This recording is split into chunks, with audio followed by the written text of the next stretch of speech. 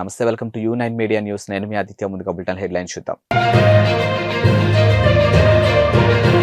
మేడారం నుంచి తిరిగి వస్తూ బస్సులోనే మందేసిన భక్తులు. ఒక్క ఛాన్స్ విలువ 2,540 కోట్లు. ఇక ధూళిపాల నరేంద్ర. తొలి జాబితా 94 సీట్లు టీడీపీకి, జనసేనకు 24 సీట్లు.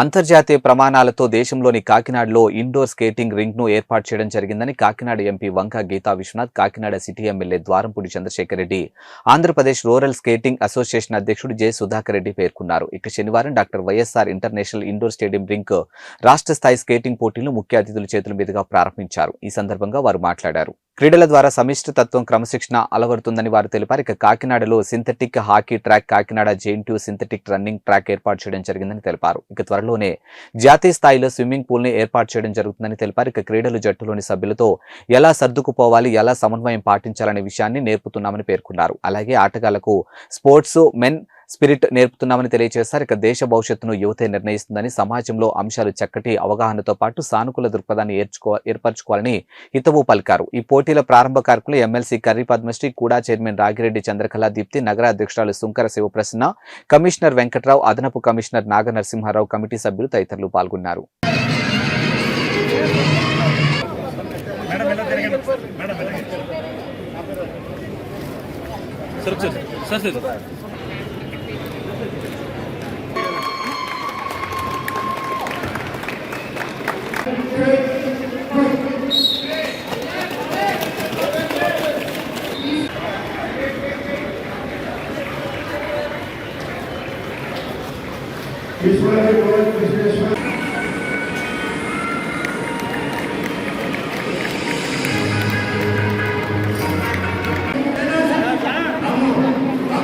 And all other dignitaries on and off the dais. I stand before you all excited, happy and gratefully thankful to Radhapur Channel. ఇక్కడ స్కేటింగ్ మొట్టమొదటి రావడానికి కారణం మీకు ఎవరికి తెలియకపోవచ్చు, కానీ ఆ రోజుల్లో పాత రింగ్కి మొట్టమొదటిసారిగా మా ఎంపీ మేడం గారు, అప్పుడు రాజ్యసభ మెంబర్ వంగా గీతా విశ్వనాథన్ గారు రాజ్యసభ మెంబర్గా 2 లక్షలు ఇచ్చారు. ఫుల్ ఫ్లెడ్జ్డ్ ఇండోర్ స్టేడియం స్కేటింగ్కి ఉందంటే అది కాకినాడ అని చెప్పడానికి మేము అందరం గర్వపడుతున్నాం. అది మన ఎమ్మెల్యే గారి ద్వారా పూర్తి అయింది. దీని వెనుక ఆయన కష్టం చాలా ఉంది. ఎందుకంటే ఇక్కడున్న వాతావరణం, మరి ఇక్కడున్న నిధుల గురించి కానీ, పర్మిషన్స్ కానీ, ఇవన్నింటిలో కూడా ఆయన ముందు నుంచి గత కొన్ని సంవత్సరాల నుంచి కూడా ఆయన చాలా కృషి చేయడం జరుగుతుంది. ఈరోజు YSR international skating indoor skating స్టేడియంని ఇనాగ్రేట్ చేసుకున్నాం. గతంలో ఇది ముఖ్యమంత్రి చేతుల మీదుగా వర్చువల్గా ఇనాగ్రేట్ చేసాం.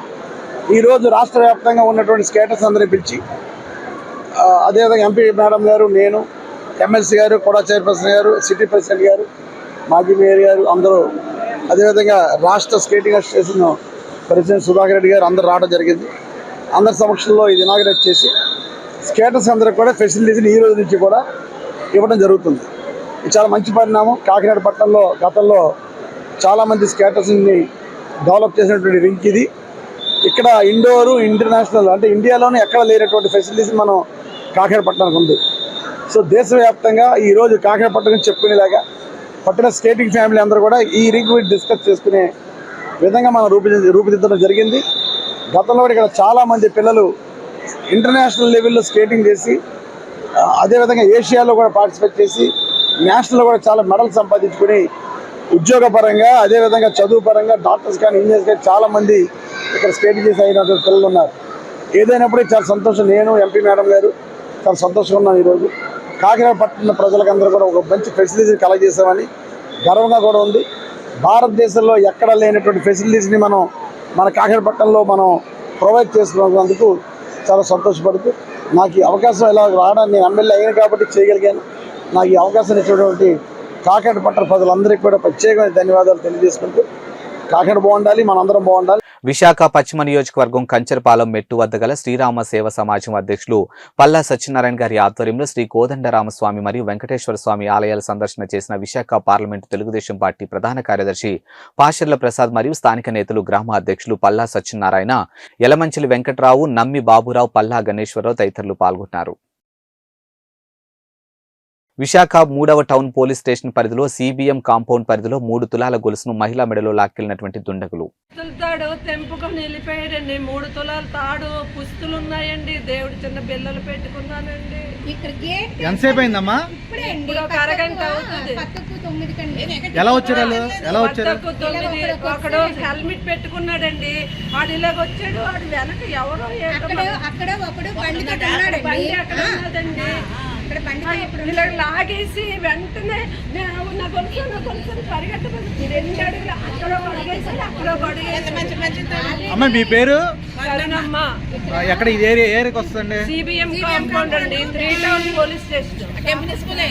రానున్న అసెంబ్లీ పార్లమెంటు ఎన్నికల్లో ఓటు వినియోగంపై ఓటర్లను చైతన్యపరుస్తూ ఎన్నికల్లో ప్రతి ఒక్కరూ ఓటును వినియోగించుకోవాలని ఓటుపై అవగాహన కల్పించే కార్యక్రమంలో భాగంగా నెల్లూరు జిల్లా ఆత్మకూరు పట్టణం మున్సిపల్ కార్యాలయం నుండి బయలుదేరి ఓటు వినియోగంపై నినాదాలు చేస్తూ పట్టణంలోని మున్సిపల్ కమిషనర్ షేక్ ఫజలుల్లా ఆధ్వర్యంలో ర్యాలీ నిర్వహించారు. ఈ ర్యాలీలో నెల్లూరు నుండి వచ్చినటువంటి ఎన్నికల నోడల్ అధికారులు సతీష్ చంద్రప్రకాష్ మరియు మున్సిపల్ కార్యాలయం సిబ్బంది, మొప్మా సచివాలయం సిబ్బంది పాల్గొన్నారు. ఇక పట్టణంలో ర్యాలీ నిర్వహించినటువంటి అనంతరం మున్సిపల్ బస్టాండ్ వద్ద మానవహారం నిర్వహించారు.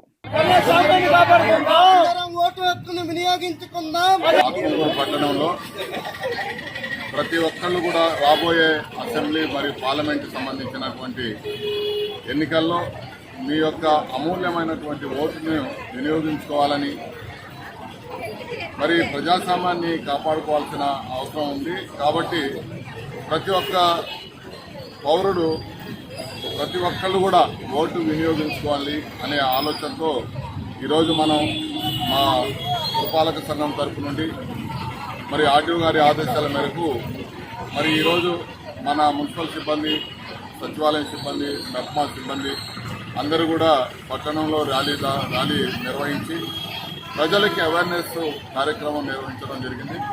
మరి ప్రజలందరూ కూడా రాబోయే ఎన్నికల్లో మీ యొక్క అమూల్యమైనటువంటి ఓటుని వినియోగించుకోవాలనే ఆలోచనతోనే ఈ ర్యాలీ నిర్వహించడం జరిగింది. అనకాపల్లి తెలుగుదేశం పార్టీ మూకుముడి రాజీనామాలు. ఇక అనకాపల్లి జిల్లా అనకాపల్లి తెలుగుదేశం పార్టీ జనసేన పార్టీ పొత్తులో భాగంగా అనకాపల్లి అసెంబ్లీ సీట్లు జనసేనకు అభ్యర్థిగా కొనతాల రామకృష్ణకు కేటాయించడంపై తెలుగుదేశం పార్టీ అనకాపల్లి కసింకోట మండల నాయకులు, పట్టణ తెలుగుదేశం నాయకులు, కార్యకర్తలు పార్టీకి రాజీనామా చేశారు. ఇక తెలుగుదేశం కార్యకర్తలను నియోజకవర్గం ఇన్ఛార్జ్ పేలా గోవింద్ సత్యనారాయణ సముదాయించిన కార్యకర్తలు ఇండిపెండెంట్ గా పోటీ చేయాలని తీవ్ర ఒత్తిడి చేస్తూ ఉన్నారు.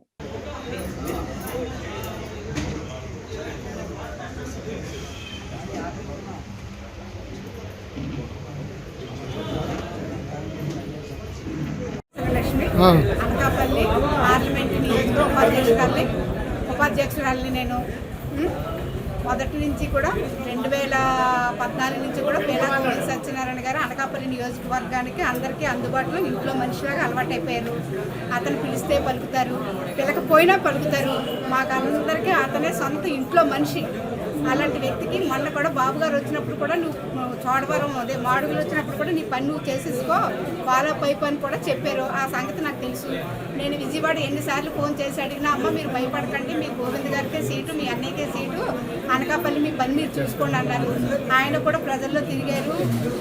ఈ బాబు గారు పెట్టిన కార్యక్రమాలన్నీ కూడా దిగ్విజయంగా మేము చేసాము. ఏ ఇంటికి అన్నయ్య తీసుకెళ్ళాం, మేము వెళ్ళినా కూడా అమ్మ గోవింద్ బాబుకైనా సీటు, గోవింద్ బాబుకైనా సీటు అని అనేవారు.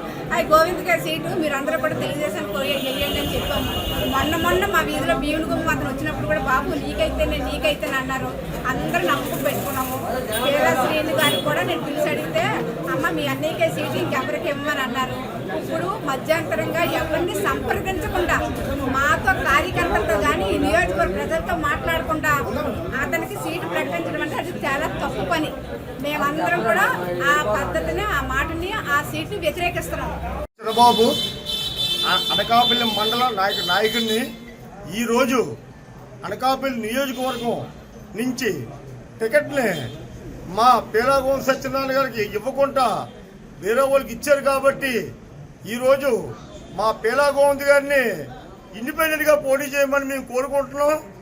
ఆయన కానీ చేస్తే మేమందరం కూడా కలిపి 50,000 నుంచి 70,000 ఓట్ల మెజార్టీ వచ్చేలాగా మా కార్యకర్తలు అవనియండి, మా నాయకులు అవనియండి, అందరం కష్టపడి మేము మా పిల్ల గోవింద్ గారిని గెలిపించుకొని మీ దగ్గర తీసుకొస్తామని మన చంద్రబాబు నాయుడు గారికి మనయపూరిగా చెప్తున్నానండి.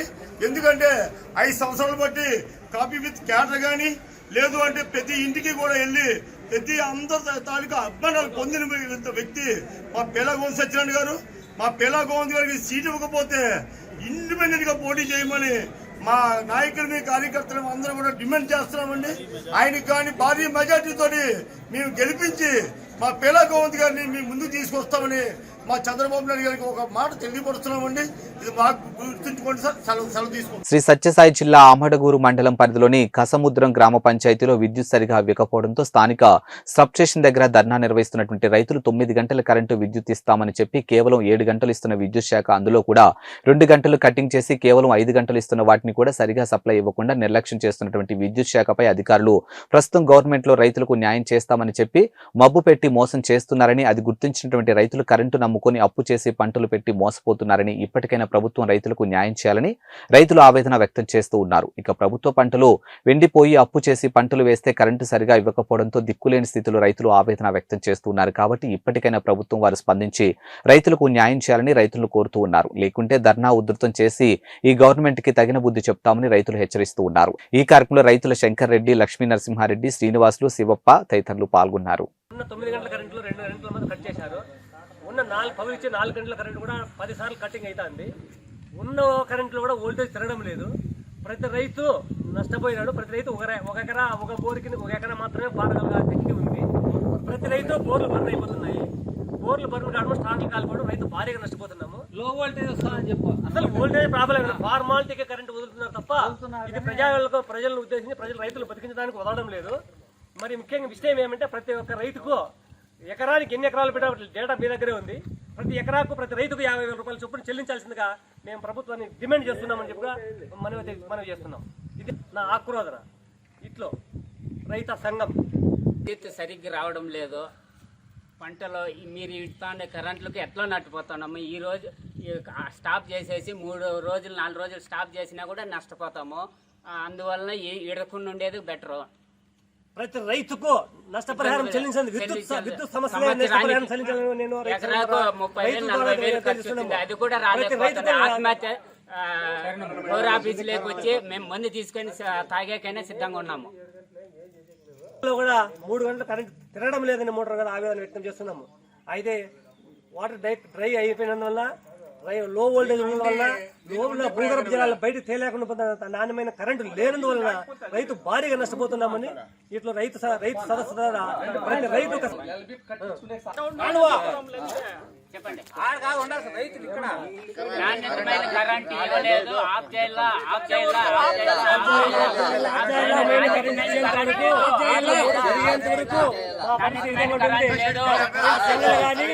ఎలాంటి సంబంధం లేదు. కావాలా? ఇది రైతుల పరిస్థితి. ప్రతి యూనియన్ కు ప్రతి ఎంప్లాయర్ కు యూనియన్ ఉంది. రైతుకు మాత్రం యూనియన్ లేదు. ఈ రైతు నష్టపోతుంటే ఏ ప్రభుత్వం ఆదుతుందా? పేరుకు మాత్రం రైతు సదస్సులు రైతులను మేము ఆదుకుంటున్నాము. ఎక్కడ రైతులు ఆదుకుంటున్నాడు? ఈ విధంగా నష్టపోతే రైతు ఆత్మహత్య తప్ప ఏముంది? ఇలాంటి పరిస్థితుల్లో రైతులు ఆదుకోవాల్సిన ఎంతైనా బాధ్యత ఉంది ప్రభుత్వం పైన కానీ ఇట్లా అధికారుల పైన కానీ. న్యాయమైన కరెంటు ఇచ్చి వెంటనే రైతులను ఆదుకోవాలని, అంతవరకు విద్యుత్ సప్లై ఆఫ్ చేయాలని ప్రతి రైతు డిమాండ్ చేస్తున్నాం. కోరుకున్నాం. జై రైతు సంఘం. కరెంట్ ఆపాలి. ప్రతి రైతు సంఘాలు స్టార్ట్ కావాలి.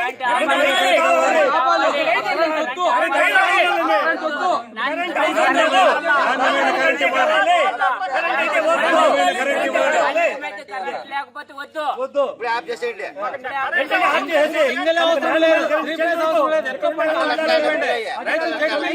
మాకు వెంటనే కరెంట్ ఆఫ్ చేయాల్సిందిగా ప్రతి రైతు మోటార్లు కాలిపోవడము, స్టార్టర్లు రిపేర్ చేసుకోవడము, తినడానికి తిండి లేక చాలా ఇబ్బంది పడుతున్న పరిస్థితుల్లో తాళ్ళుబుట్లు కూడా అమ్మేసి మోటార్ రిపేర్లు పెట్టాం. మా దగ్గర ఏమీ లేదు. ఇప్పుడు మా ఆత్మహత్య తప్ప మరి వేరే సరైన మండలంలోనే దారుణమైన పరిస్థితి నెలకొన్నాయని, అక్రమ చేపల పెంపకదారులు బరితెగింపులకు పూనుకుంటున్నారని, వారిపై క్రిమినల్ కేసులు పెట్టాలని సిపిఎం జిల్లా కార్యదర్శి వర్గ సభ్యుడు డి వెంకన్న, మండల కార్యదర్శి బిటి దొర డిమాండ్ చేశారు. ఇక దేవరపల్లి మండలంలోని కొత్తపేట, కలిగొట్ల, ములకలపల్లి, పెదనందిపల్లి, తరువ గ్రామంలో అక్రమంగా చేపడుతున్నటువంటి చేపల చెరువును పరిశీలించిన అనంతరం వారు మాట్లాడారు. ఇక దేవరపల్లి మండలాల్లో దాదాపుగా 1000 ఎకరాలు అక్రమ చేపల చెరువులు తవ్వకాలు చేపట్టారని, ఏ ఒక్క చెరువుకు అనుమతులు లేకున్నా ఇతర జిల్లాలకు చెందినటువంటి వ్యాపారులు, అక్కడ ప్రజల రైతులు ఇటువంటి పెంపకాలను వ్యతిరేకించడంతో ఇక్కడ రైతులకు డబ్బులు ఆశ చూపించి భూములు లీజుకు తీసుకుని అక్రమంగా చేపల చెరువులు తవ్వకాలు చేపట్టారని తెలిపారు. ఇక లాభాల కోసం ప్రజల ప్రాణాలతో చెలగాటం ఆడుతూ వీటి పెంపకం కోసం పశు మాంసం, చికెన్ వ్యర్థాలు, చనిపోయినటువంటి గొర్రెలు, మేకలను బ్రాండ్ కింగ్స్ ఇతర కంపెనీల క్యాంటీన్లతో వ్యర్థాలను చేపలకు వేసి పెంపకం చేస్తున్నారని ఆగ్రహం వ్యక్తం చేశారు. ఇక వీటిని తిన్న ప్రజలు అనారోగ్యం పాలవుతున్నారని తెలిపారు. ఇక ఆ ప్రాంతంలోని రైవాడ ప్రాజెక్టు ఉండడంతో నీళ్లను చేపల చెరువులకు వాడుకుంటూ వృధా నీటిని కింది పొలాలకు వదిలిపెట్టడం వల్ల రైతులు తీవ్ర ఇబ్బందులు పడుతున్నారని తెలిపారు. గతంలో వీటిపై రెవెన్యూ, పోలీసు, ఫిషరింగ్, ఇరిగేషన్ అధికారులు నిఘా ఉండేదని, ముఖ్యమంత్రి సొంత మండలాలు అవ్వడంతో అధికారులు భయపడి పూర్తిగా వదిలిపెట్టేశారని తెలిపారు. ఇక దీంతో చేపల పెంపకదారులు పూర్తిగా బరితెగింపులకు పూనుకొని విచ్చలవిడిగా చికెన్, మాంసం వ్యర్థాలను చేపల చెరువుల్లో గ్రేడింగ్ మిషన్లు పెట్టి గ్రేడింగ్ చేసి చేపలకు వేస్తున్నారని తెలిపారు. అక్రమ చేపల చెరువులు వ్యాపారం అటువంటిది విచ్చలవిడిగా జరుగుతూ ఉంది. ఈ మండలం అటువంటిది ఆసామాసా మండలం కాదు.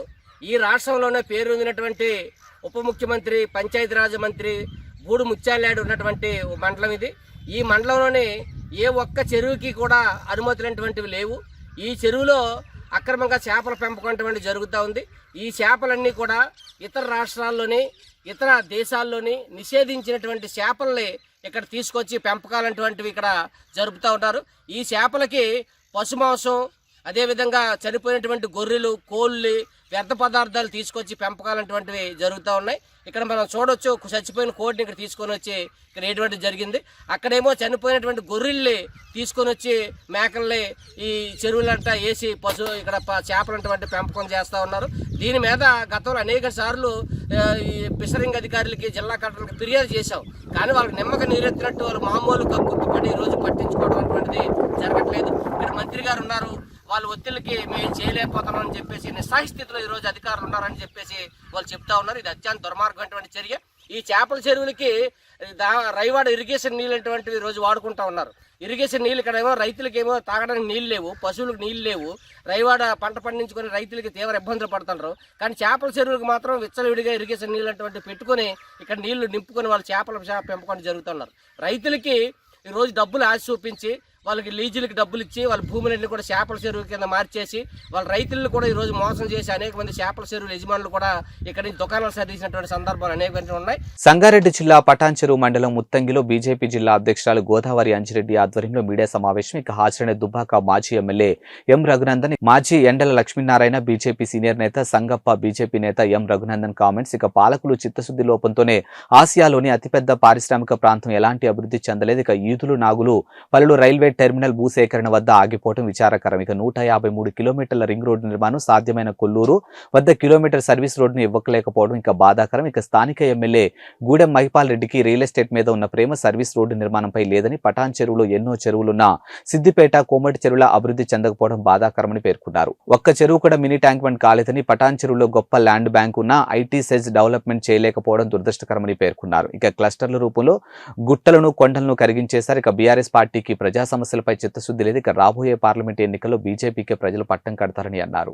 ఎందుకంటే ఇక్కడ గతంలో చాలా పొల్యూషన్ ఉండే, మేమంతా పొల్యూషన్ మీద కొట్లాడి సుప్రీంకోర్టు దాకా పోయినాం.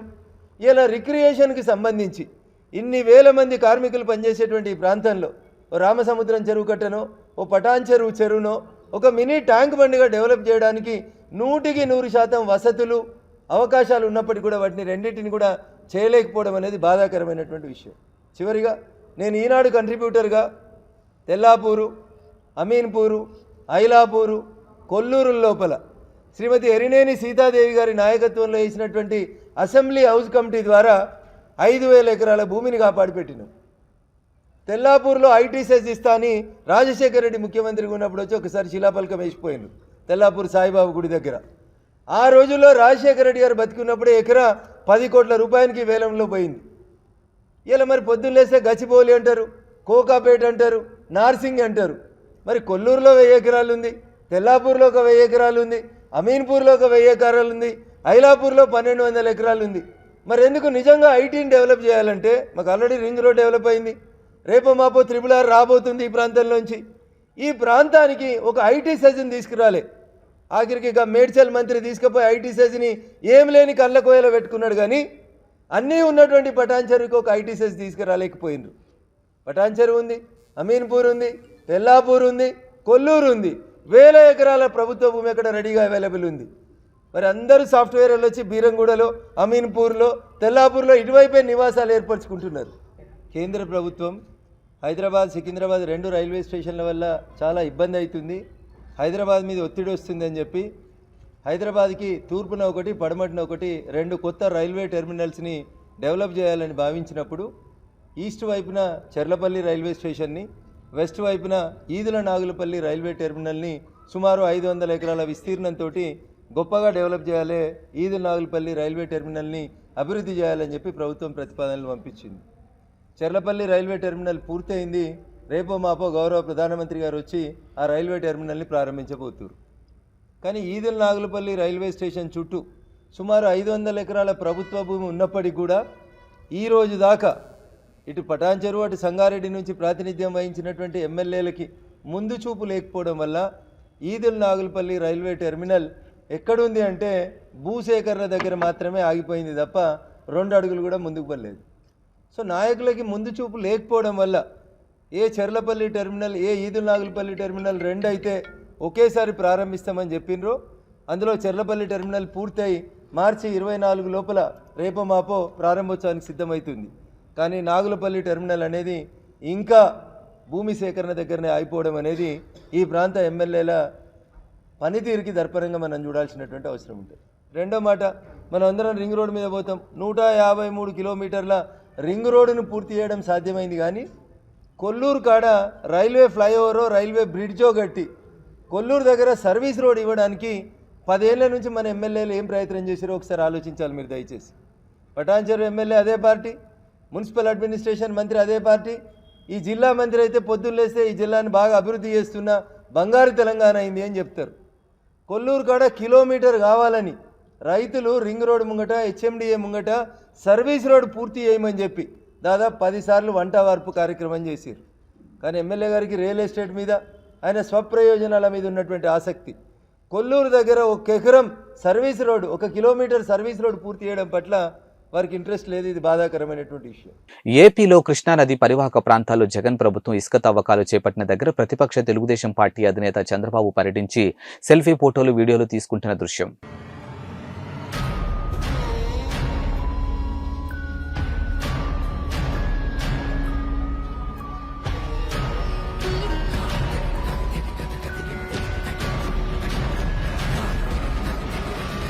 టీఎస్పీఎస్సీ ద్వారా నిర్వహించినటువంటి ఏఈ పోస్టులను వెంటనే చేపట్టాలని డిమాండ్ చేస్తూ అభ్యర్థులకు గాంధీ భవన్ ముందు ఆందోళన చేపట్టారు. ఇక 2023 జనవరిలో పరీక్ష నిర్వహించినప్పటికీ ఇప్పటి వరకు డాక్యుమెంట్ వెరిఫికేషన్ చేపట్టలేదని అభ్యర్థులు ఆవేదన వ్యక్తం చేస్తున్నారు. ఇక వెంటనే ముఖ్యమంత్రి రేవంత్ రెడ్డి స్పందించి తమకు న్యాయం చేయాలని అభ్యర్థులు కోరుతూ ఉన్నారు.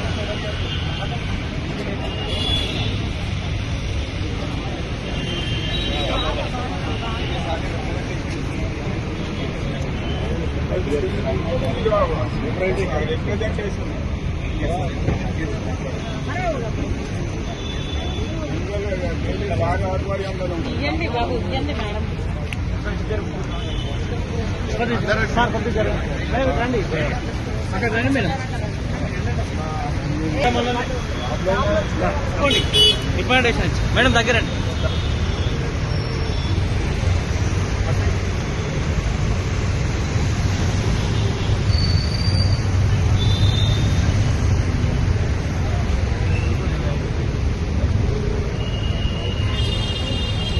జస్ట్ రిప్రజెంటేషన్, వాళ్ళందరూ కూడా జాబ్లు వచ్చినాయి, అందరికీ కూడా